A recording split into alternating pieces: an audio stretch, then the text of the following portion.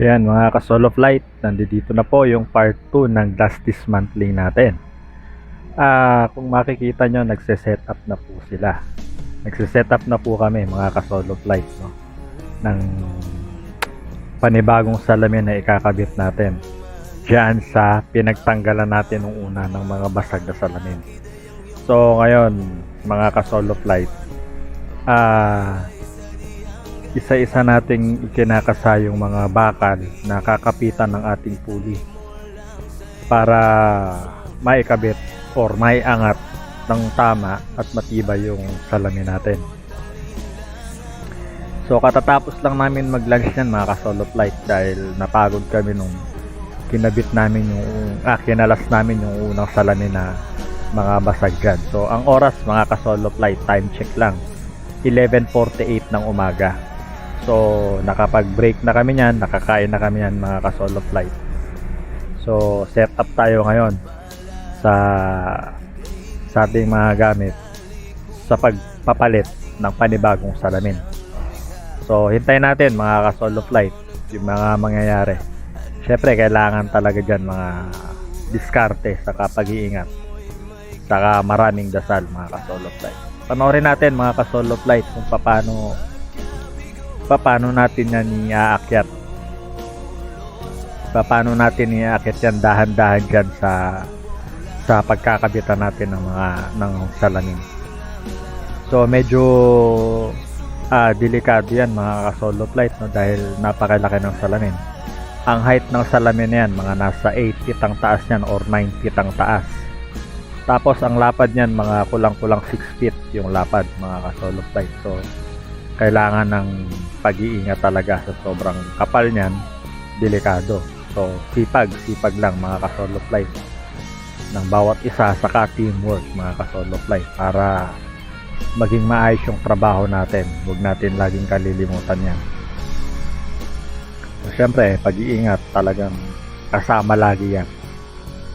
Sabi ko nga sa kanila, di bali nang mabasag yung salamin, di bali nang madamage, wag lang kayong masusugatan kasi hindi ko kayang bayaran yung sakit na mararamdaman nyo.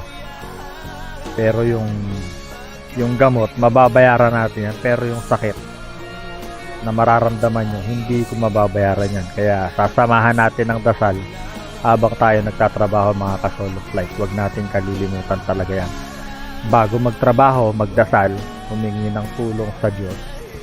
Saka syempre habang gumagawa, pagdasal natin yan para maiingatan tayo mga ka-solo flight.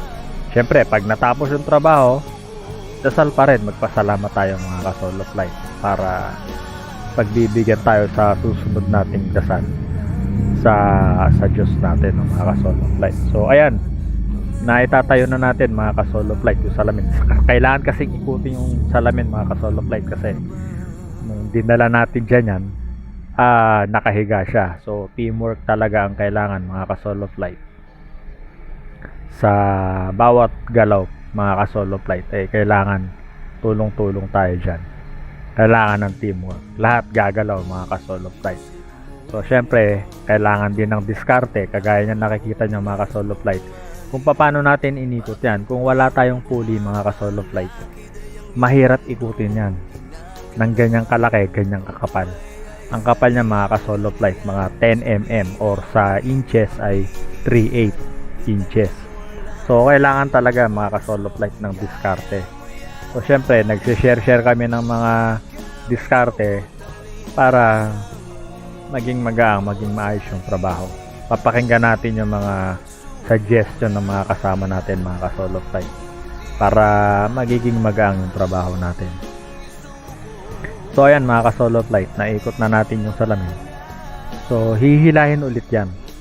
Hihilahin ulit ng pulley yan para umusog na doon, maitapat na doon sa paglalagyan. So dahan-dahan yan, dahan-dahan yung usog. Kasi kung bibiglayin natin, pwedeng sumipa yung salamin mga ka-solo flight dun sa kabilang dulo pagka hindi yan inalalayan. So kailangan yan dahan-dahan talaga mga ka-solo flight. Tapos habang inaangat ng pulley, tinutulak naman dito sa may bandang kaliwa para gumapang yung salamin mga ka-solo flight. Hindi na natin bubuhatin yan sa pag-uusog doon. Kailangan pagagapangin na lang yan. So diskarte pa rin yan mga ka-solo flight. Dahan-dahan para hindi madidisgrasya yung tao, hindi rin madidisgrasya yung salamin mga ka-solo flight. Ayan, nakikita nyo, dahan-dahang tinutulak ni Jordan yung salamin. Hinihila naman ni Ren, saka ni BJ, saka ni Jasper, banda ron sa kabilang side sa may kanang bahagi. So habang inaalalayan ko naman yung Saker, at si King naman yung nasa taas na naghihila ng pulley, no? So mga ka-solo flight, ayan, naipwesto na natin, no? Susunod na gagawin dyan mga ka-solo flight, iaangat na yung salamin papunta dun sa tamang paglalagyan. So mga ka-solo flight, muli po, yung clip dun sa kakabitan natin, binaliktad na natin ulit yon kasi nung kinabit yung salamin na yan, galing sa loob. So ngayon, pag ikakabit natin yung salamin, hindi natin maikakabit yung salamin kung ang clip niyan ay nakaayon sa loob.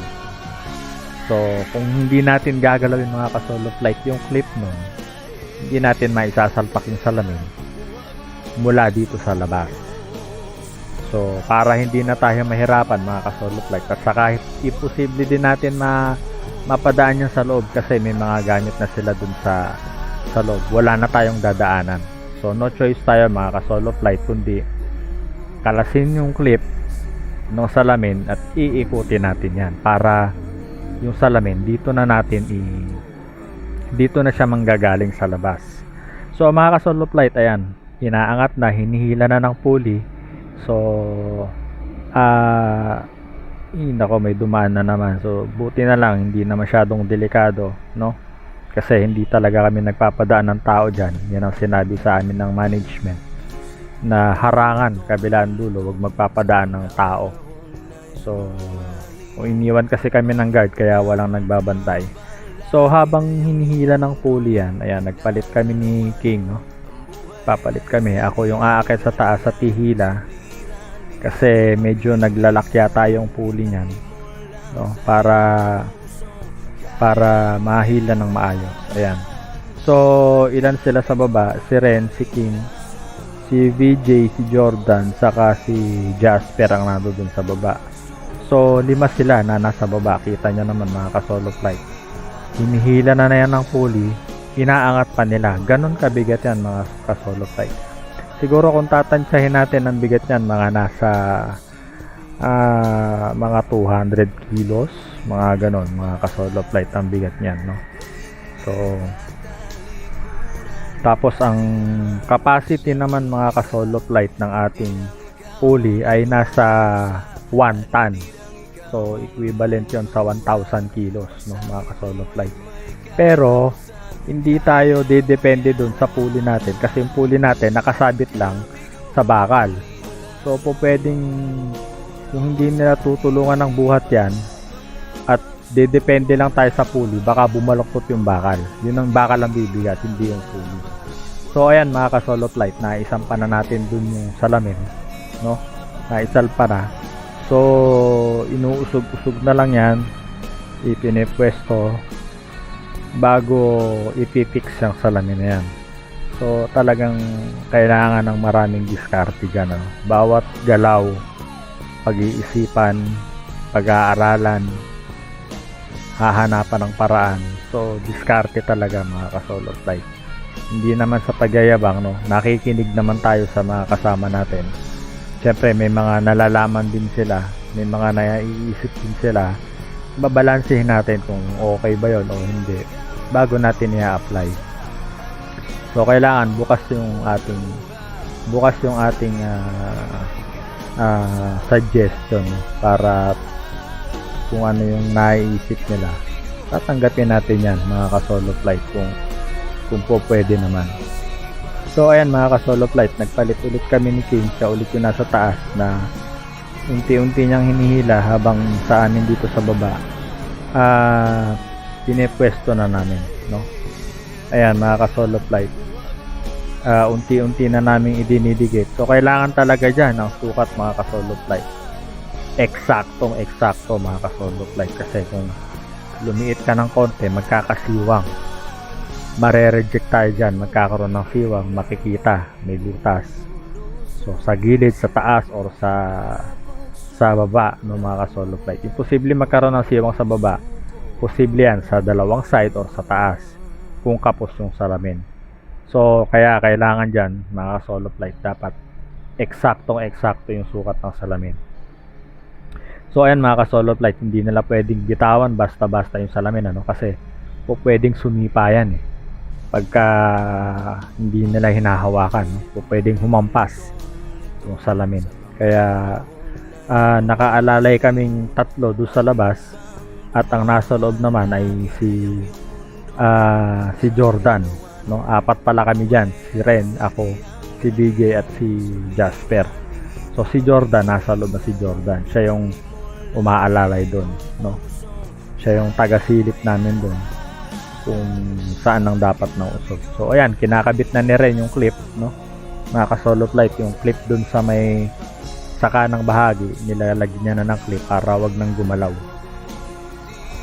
So pagkatapos nan, itutornilyo na yan, itutornilyo yung mga clip. Yan, pagka malagyan ng screw yan, isisilant naman yan paikot. So ayan, nakasana mga ka-solo flight yung salamin. Salamat sa Diyos dahil walang naging problema sa sukat unang-una, at walang naging problema sa pagkakabit, sa pag-deliver. Syempre mga ka-solo flight, salamat dahil nakarating dyan yung salamin, nang hindi nababasag or whatever. So salamat din sa Diyos dahil ayan, naisalpak na natin.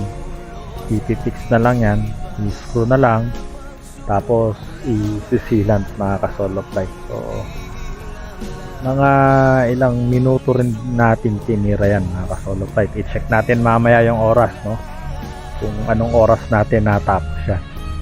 So ayan mga ka-solo flight, i-check na natin. Salamat sa mga kasama natin mga ka-solo flight, kay Ren, kay DJ, kay King, kay Jordan, saka kay Jasper mga ka-solo flight. So ayan, kailangan talaga sa trabaho natin may teamwork mga ka-solo flight para matatapos yung trabaho ng maayos, mga ka-solo flight.